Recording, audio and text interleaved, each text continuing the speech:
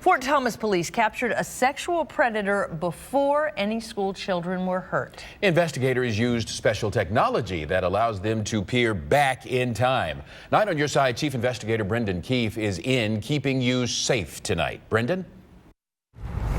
Carol and Clyde were on patrol tonight with the officers of the Fort Thomas Police Department. This cruiser is equipped with LPR. That's the license plate reader system and database. It has one unique feature. It allows officers to hit rewind so they can go back in time to observe a suspect's movements in the hours and days before a crime was committed. This was a predator. This was a child predator. His target, young girls walking home from school. He was sexually turned on by these young girls. The ages were 11 and 12, so these were children. Fort Thomas police launched a manhunt after two girls ran home screaming that a stranger was following them in his car. Speaking with these girls, they were fearful. They thought they were going to be abducted. There was someone else watching too, or something else, an LPR camera. The automated license plate reader system attached to a Fort Thomas police cruiser had detected and recorded a suspicious car prowling different schools at the same time over several days. And we had a picture of his car in this area at this date and time. There's nothing he could do to disprove it or to try to lie his way out of it. We presented all that evidence to this suspect. He said, yeah, you got me. You got me. While the children of Fort Thomas walk home safely from school, the sex offender is behind bars. He pleaded guilty when confronted with photos of his car, automatically captured and saved by the LPR system before the girls had even reported he was exposing himself. After he admitted to it, we asked him why. He said he just had these urges.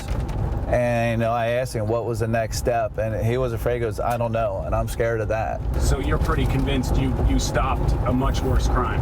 There's a good potential he would have escalated, and maybe a kidnapping, maybe a sexual abuse or rape, I don't know. Actually preventing crime before it occurs has long been the holy grail of law enforcement. But even if a tri-state investigator gets on the scene after a crime has occurred, the license plate reader database is like a window in time. It allows the investigator to take a look back in time not only before the crime occurred, but even before the criminal knew they were going to commit it.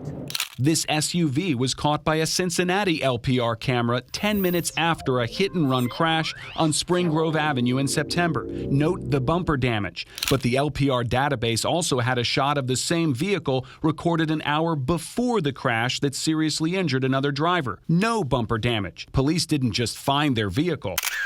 They had before and after photos that led to an indictment against the owner. That's the alert we get, is that high alert that you just heard. Yeah, is that something you need to check out? It's indicating a stolen vehicle. Officer Jennifer Rudolph drives Covington's LPR cruiser. They average between 1,500 and 2,000 plates a day.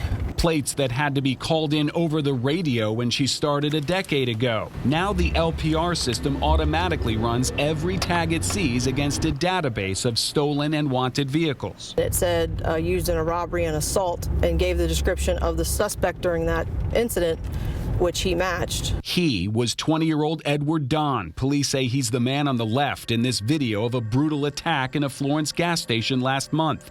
The victim, paralyzed for life, also had his car stolen. The same car that passed Officer Rudolph's LPR cruiser on Madison Avenue in Covington. Would you have even known that that stolen vehicle was there without LPR technology? No.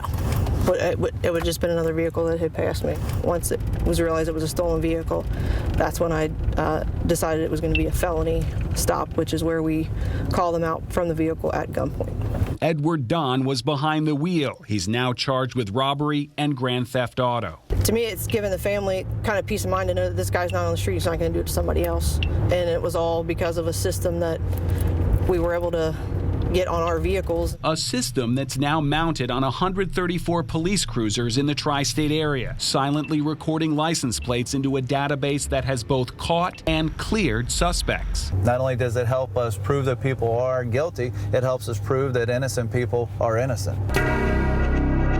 The The Tri-State LPR database now has 25 million records on file. The system purges those plates after a year. The 85 police departments involved had to agree not to use the LPR cameras for traffic enforcement or revenue generation.